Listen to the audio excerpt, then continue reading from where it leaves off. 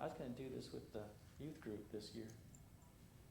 And then Kyle asked me to come in and do this again here. I know some of y'all have seen this. It's still a good topic to review coming into Easter, talk about the resurrection and how we can, defend it if necessary, even if only in our own mind, right? Apologetics isn't necessarily for going out and finding people to convert. It's also good for our own comfort and confidence, right? Facts don't change. The facts of Christianity are truth. We change all the time, so we can create our own doubts and stuff like that, right? So we'll start without the youth group. Catch them up another time, I guess. Yeah, Simon, you can go find them. Rein them in. All right, so.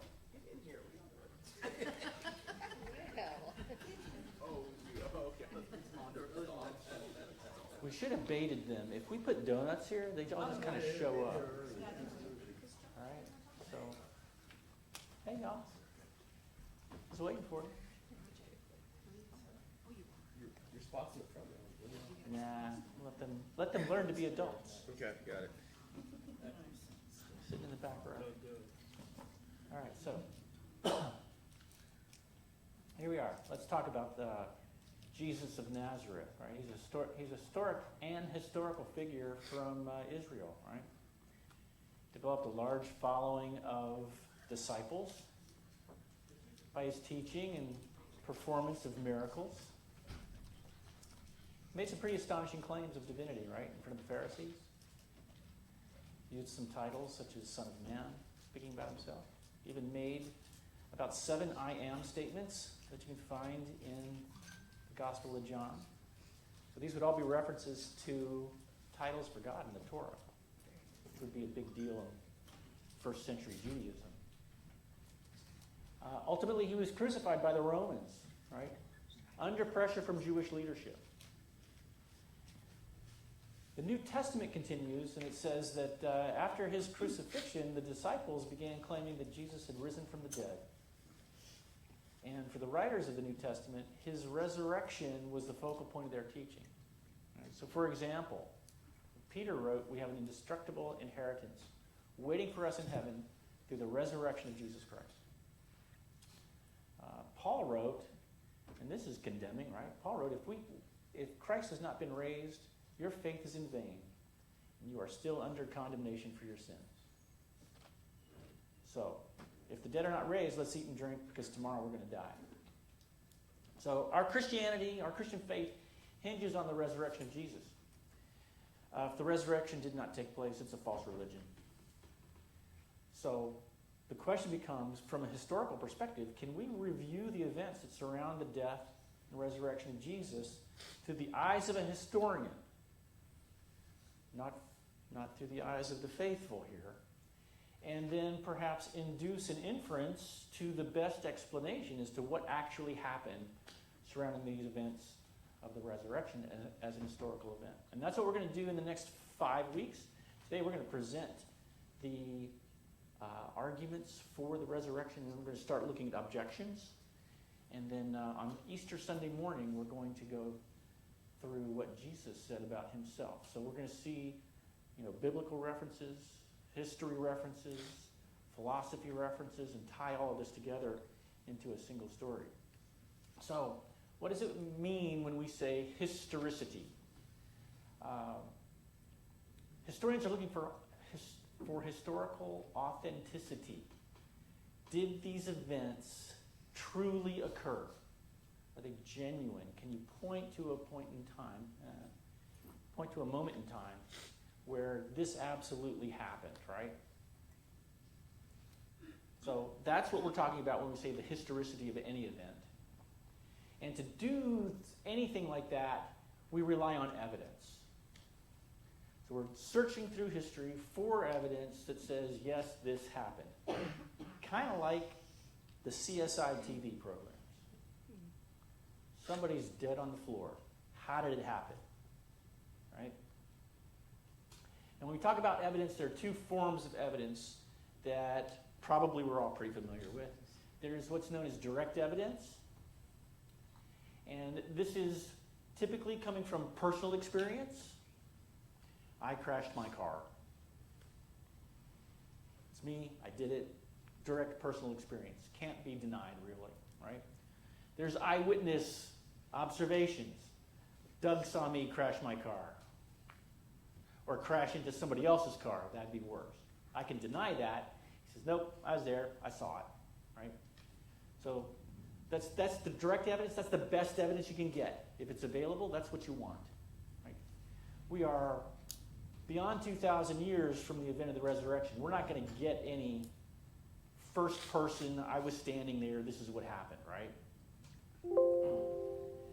The other type of evidence is called circumstantial evidence. This is often derided as not very valuable, but it's quite valuable. It tells a story about what happened. So we look at a CSI program again, right? They pick up little pieces of information. DNA kind of fits into that. Finding a strand of clothing, a tire track, what have you. And we can pull together what very likely happened and then say, like in a court of law, civil, criminal case, all of this evidence is presented together. A story is told, and people either recognize, yeah, this story is the most likely thing to happen. Preponderance of the evidence, beyond a doubt, that kind of a thing.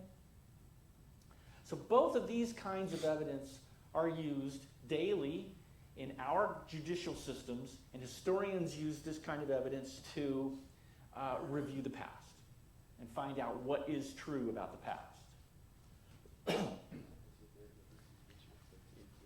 All right, I'll age myself and some of y'all. Carl Sagan, anybody know Carl Sagan? Yep. This is his famous statement, although I quoted it wrong. He actually said extraordinary claims require extraordinary evidence. So as I wrote, I recognized this morning I got it wrong, but too late. So anybody recognize a challenge with this particular claim, just off the bat? The word extraordinary. Okay. Because that's subjective, right?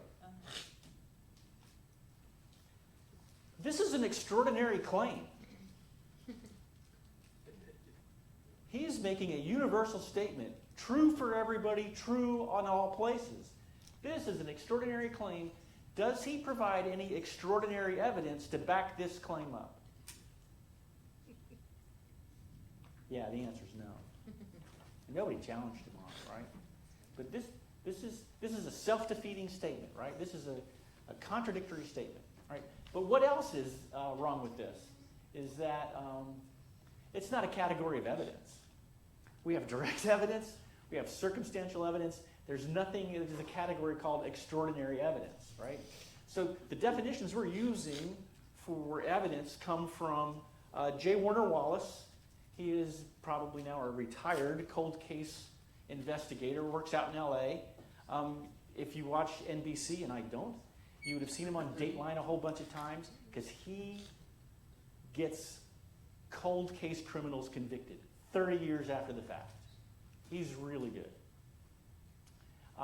But the proper categories for evidence are direct and circumstantial, and regardless of how extraordinary or regular an event is, evidence only has to be credible, and it has to come from a reliable source. So if I am the observer, I'm your eyewitness, and I happen to be a little bit wasted on my alcohol, too many margaritas, whatever it's going to be, I am not a credible witness. Right? So that's what we're talking about. Credible, reliable sources, direct, indirect evidence. Make sense so far? Yep. So in the end, extraordinary events can happen. Pick your favorite. The Rangers win the World Series. That's pretty extraordinary. Doesn't require extraordinary evidence to do that. You just have to see, hey, yeah, they won 4 games before the other guys did. So in looking at evidence, there are principles that historians use to evaluate the quality of an historical claim, an evidential claim, right? We're going to look at 5 of them here. One of them is, are there multiple independent sources? I crashed my car. Doug saw me crash my car. John saw me crash my car. We're now getting multiple witnesses to say this is what happened, right? So the more people, the more witnesses, the more sources you have to attest to an event, the more likely that this actually happened and is true.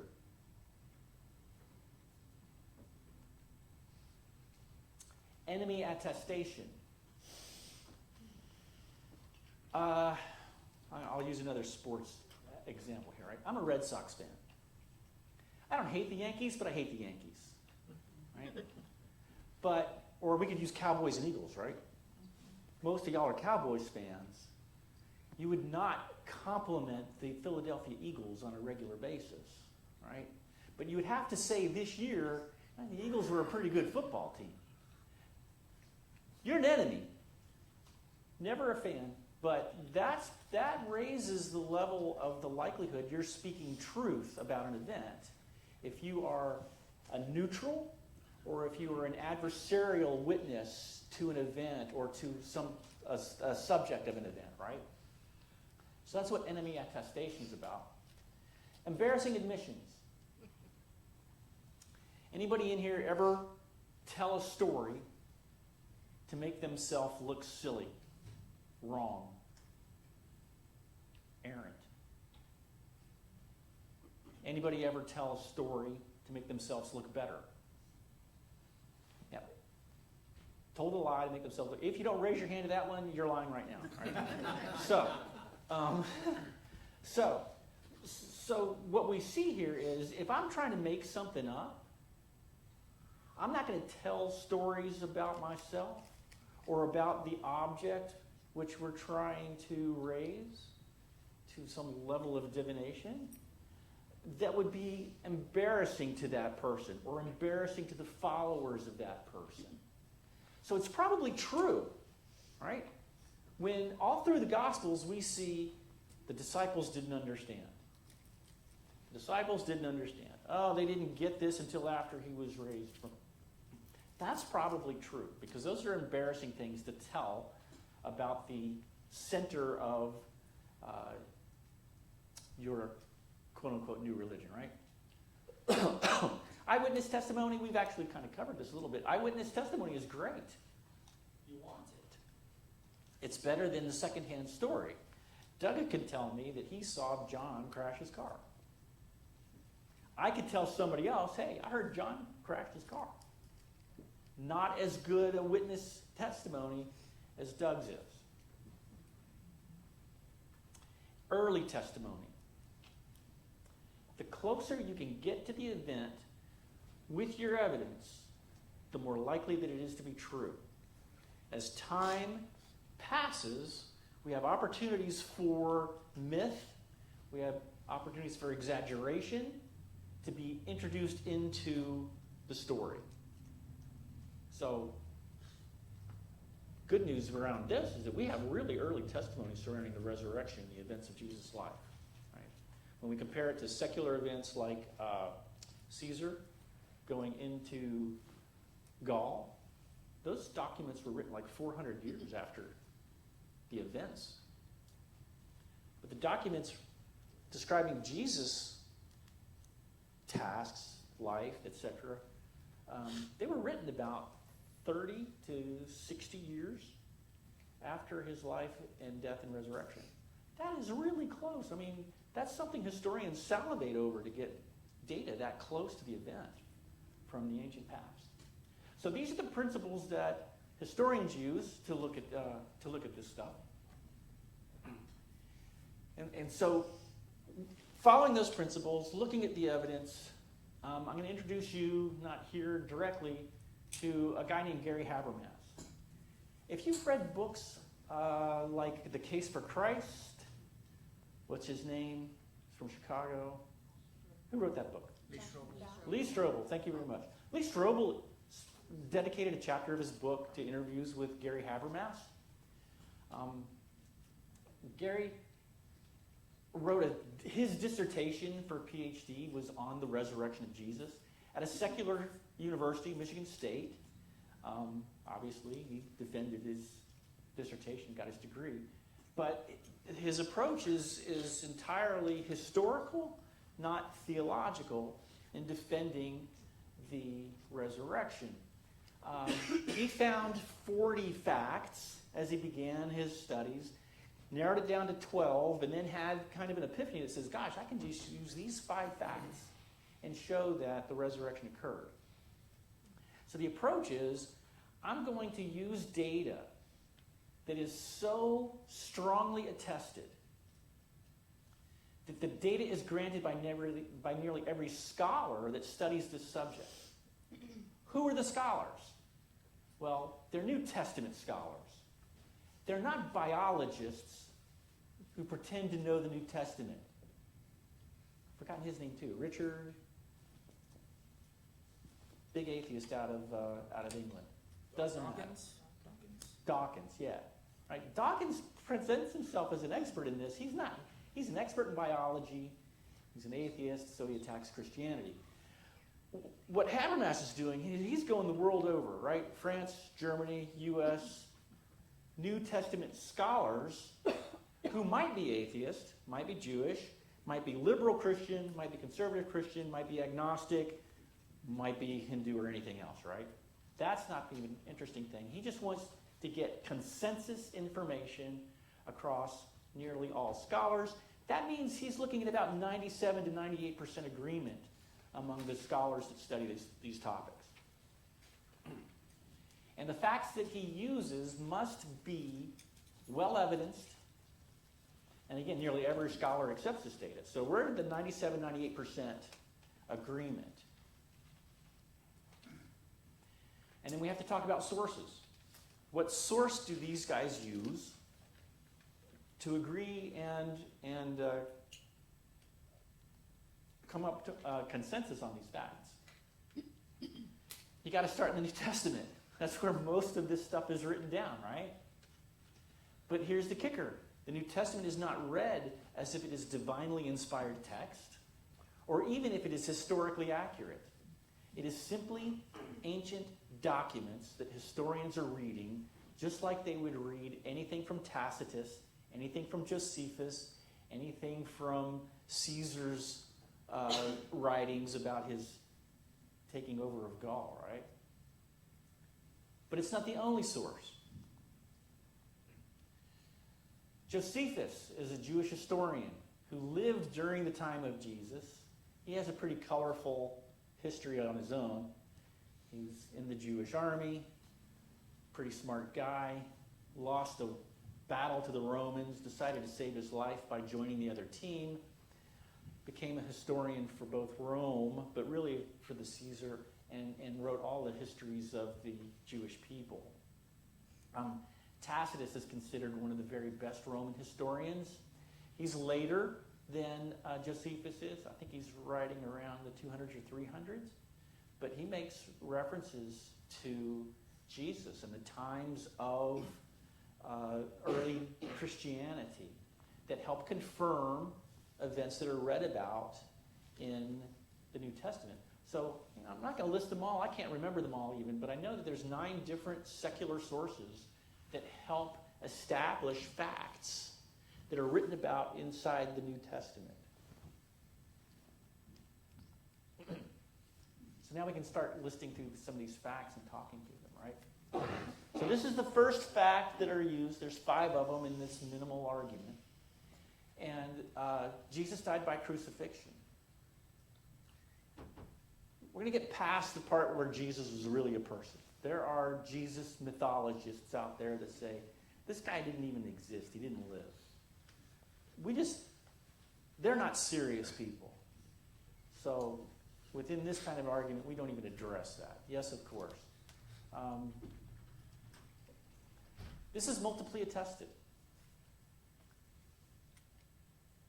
All 4 Gospels reference the crucifixion in different kinds of details, right?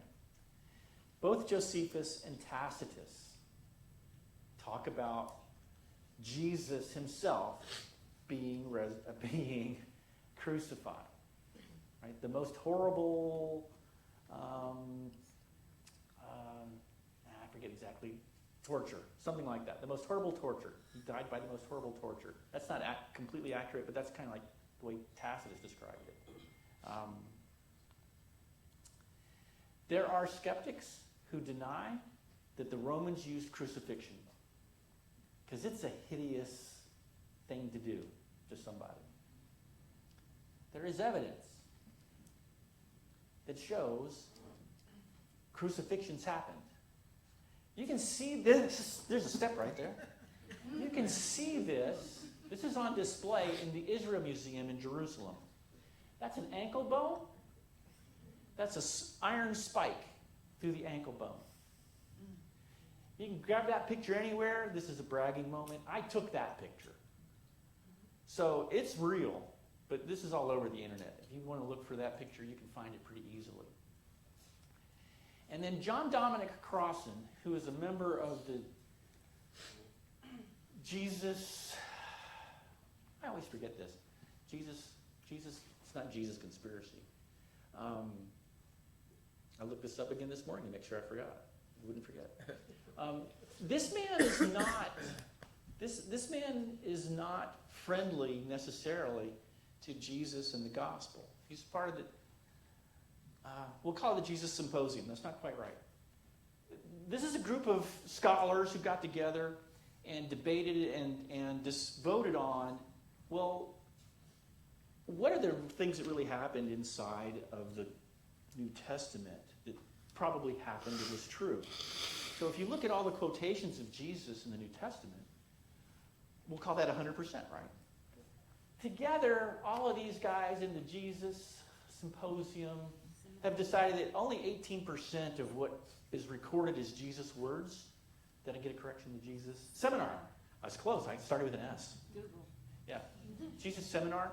Only 18% of what's recorded is something Jesus probably said. So they're not friendly to the story necessarily.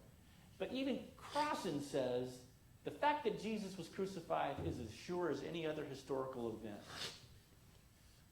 So we've got a good fact here. That's our starting point there. Second fact is that the disciples had experiences where they believed was the appearance of the risen Jesus. What's the key word in that sentence? Believed. Believed, yeah. Right? The scholars are not saying the disciples saw Jesus. They're absolutely agreeing that the disciples believed they saw Jesus. What did that result in? Scared, frightened men huddled in a room on Easter Sunday became bold proclaimers of the gospel after having met the risen Jesus. Their outlook on life, their outlook on everything changed completely. And they became our evangelists in the early church establishers.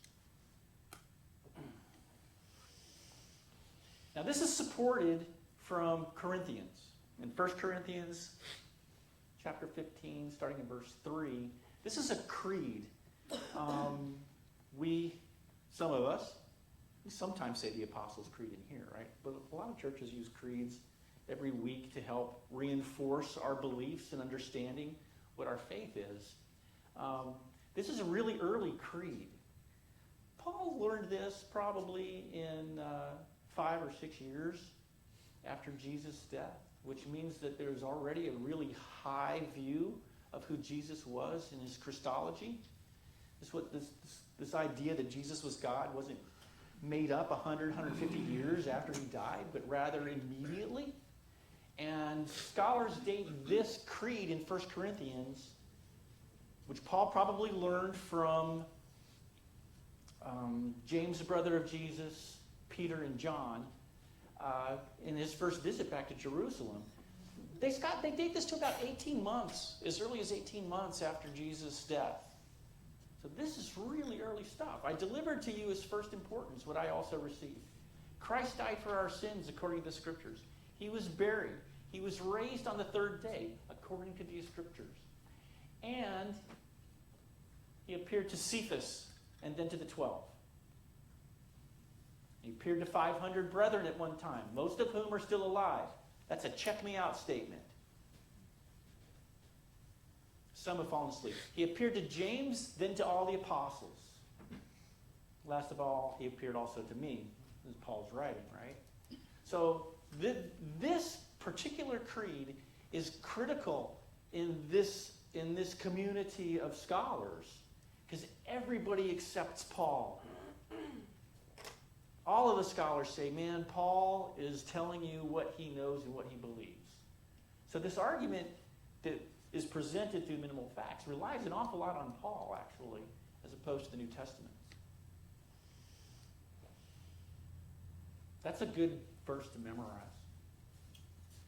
Speaking of Paul, Paul believed he had an experience of the risen Jesus. This is pretty dramatic, as y'all probably know. This is first-hand testimony, so talking about the quality of the evidence. Paul tells this story on himself. Luke tells it 3 times in Acts, how this occurred. Enemy attestation. This is why scholars accept this. Was there a stronger, greater enemy of the church than Paul? I should say Saul.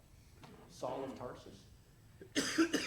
He was running them down, and hunting them down, killing them.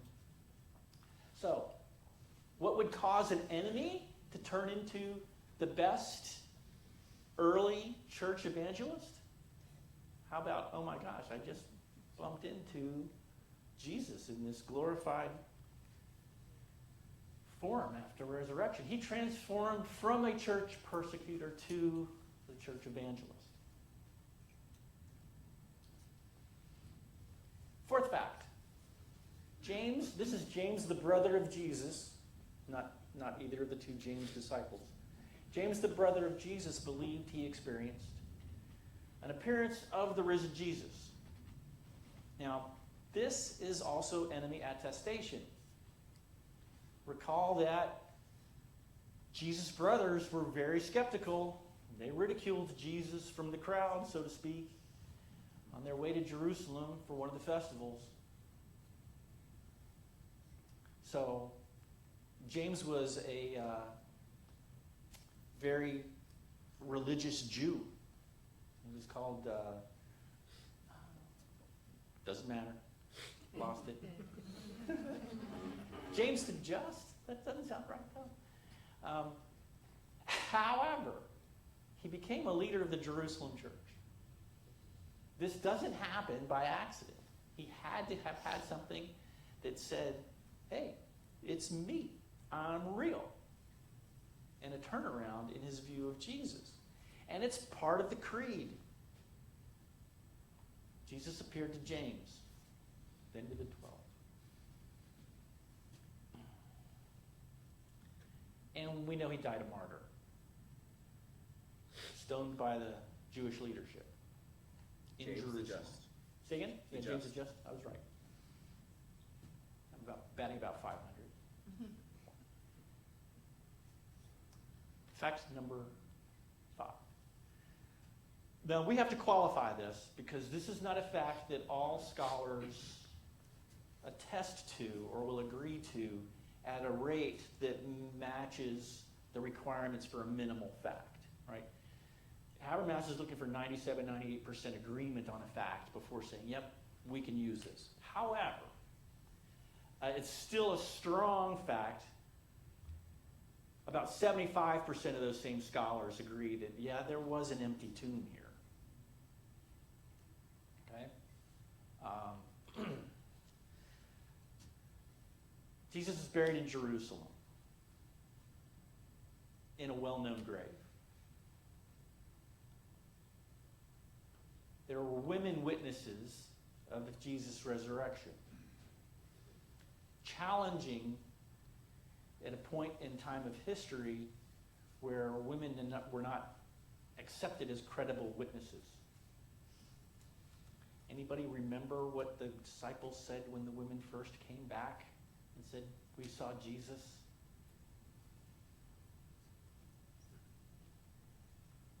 They doubted them. That is idle talk. Right? So the disciples didn't even believe the first witnesses. So the strength of that particular detail is who is going to make up an event about the resurrection of a guy from the dead using the least credible witnesses available in their culture. Is that also why Paul didn't mention the women when he said he appeared to Cephas and he appeared to the 500, he appeared to James and the apostles? You know, that's a great question. I've never heard that asked. It makes sense. Just culturally, the men were the leaders and the credible ones. So we have enemy attestation about the empty tomb. Anybody know where that comes from? The guards? The guards? The guards didn't, but the Jewish leaders did. It is that same event, right? Yeah. So when they found an empty tomb, written in the New Testament, when they found the empty tomb, Jewish leaders bribed the guards to say, they stole the body. Embarrassing details, we know where that comes from. It's the women witnesses. It's not the strong he-men of the disciples that became the church leaders that went out and beat up the Roman guards and said, we're all real. Multiply attested. It's in all four Gospels. Now there's some details that are different between the Gospels, right? Is how many women were at the tomb? Was it 2? Was it 4? How many angels were there? 1 or 2? Those are easily discussed.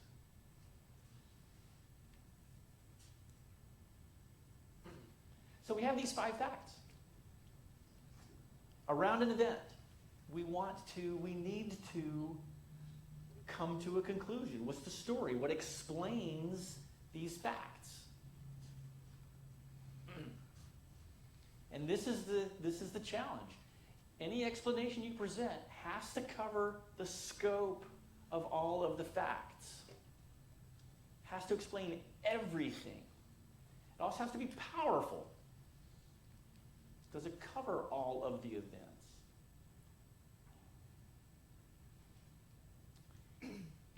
We're going to see in the next 4 weeks, including this one, we're going to see that only the resurrection succeeds in explaining all 5 facts together. Just some examples. And we'll go through some of these arguments. If somebody comes forward and says, the tomb was empty because the disciples stole the body. That's a theory. That's a hypothesis you can review. That hypothesis is a little bit weak. Did Paul convert from Judaism to Christianity because the tomb was empty? No. He had a very dramatic experience encountering the glorified, risen Jesus, right? So that's what we're talking about when we say the explanation, the conclusion, has to cover all of the facts. So how do we respond to all this? We're getting through this a little quicker than I thought we might. If the tomb is empty because Jesus rose from the dead, then we can conclude that God exists. A little bit of a leap. That Jesus is God, and that eternal life is both possible and available.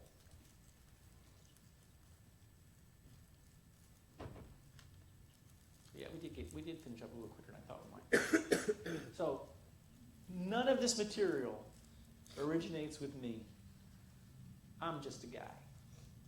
I read lots of books. Some of them required, some of them out of interest. Most of the material that we're going to go through comes from the book in the center, Case for the Resurrection of Jesus, Gary Habermas and Michael Licona. Licona is one of Habermas's students. He has his own PhD and a book really thick on this same topic. This one on the right, Evidence That Demands a Verdict, this is a classic. It's been updated. But gosh, Wanda, when we were young, Josh McDowell was making the rounds with that book, right? So his son, Sean, has updated it with some new statistics and things like that. Frank Turek and Norman Geisler, this is the first apologetics book I read. Kind of turned me in a direction I never intended to go. And it covers this topic and a whole lot more. But we'll get most of our material from him. There's other material I'm using too. J. Warner Wallace. The English guy I don't like very much. We'll come across him. But starting next week, we're going to look at objections to the explanation of the resurrection. And that stuff we'll go through pretty quick because I'm condensing 6 weeks into 5. We'll do through a lot of stuff. But any questions, comments, complaints?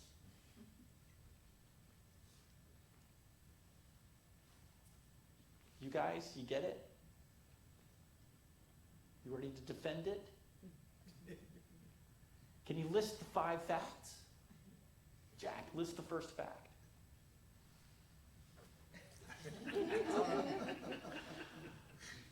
Josh, list the first fact. Okay, women were the first witnesses. Natalie, list the first fact.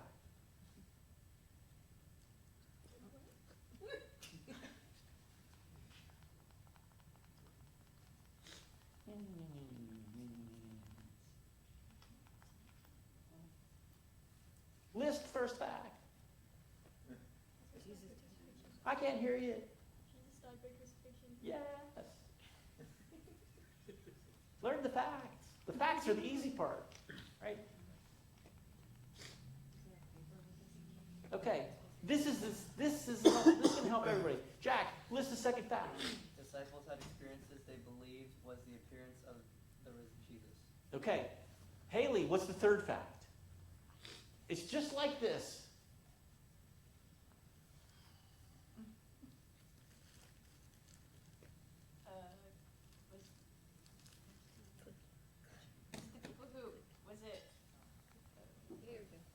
It's just like it. Change one word. Paul. Okay, Riley, your turn. It's the same fact. Change the name. Saul? Not Paul's name. James. James. All right, Josh, it's you now. What's the last fact?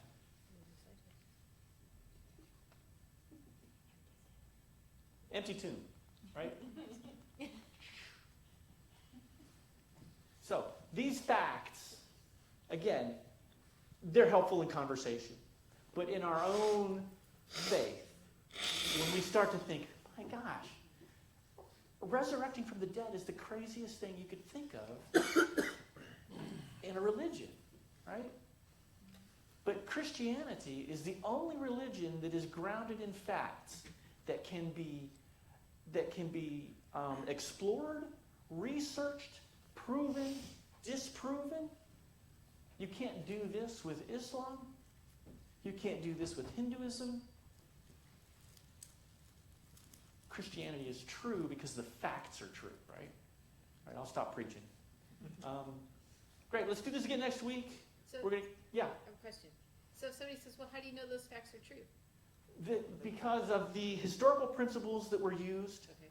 to review them, because of the idea that we're not looking at the documentation from the New Testament as divine scripture or even as historically accurate.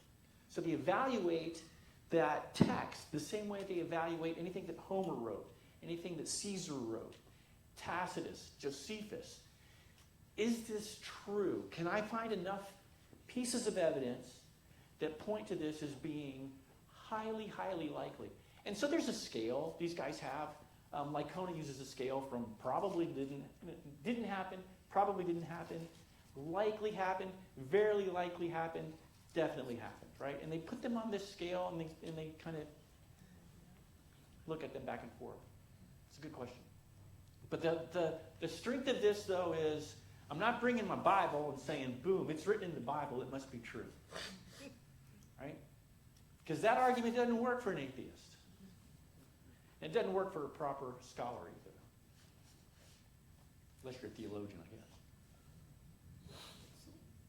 Anybody else? Yeah, go ahead. Can I ask an old man question? Sure, I'm an old man. No.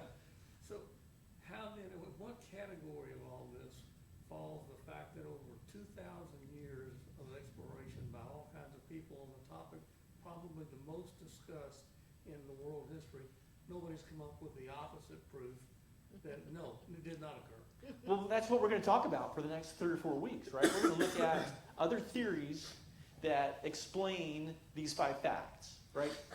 So, what a part of what you're talking about is archaeology, right? So, if you go to Israel, you can go to a lot of these places that are written about in the New Testament, and you can see, good grief, it is exactly like what John said in the pool of Bethesda, or the pool of Siloam, or you go to, I think it was called the gates of hell at Philippi. There's a giant cave there, and the pantheon of gods that were worshipped there.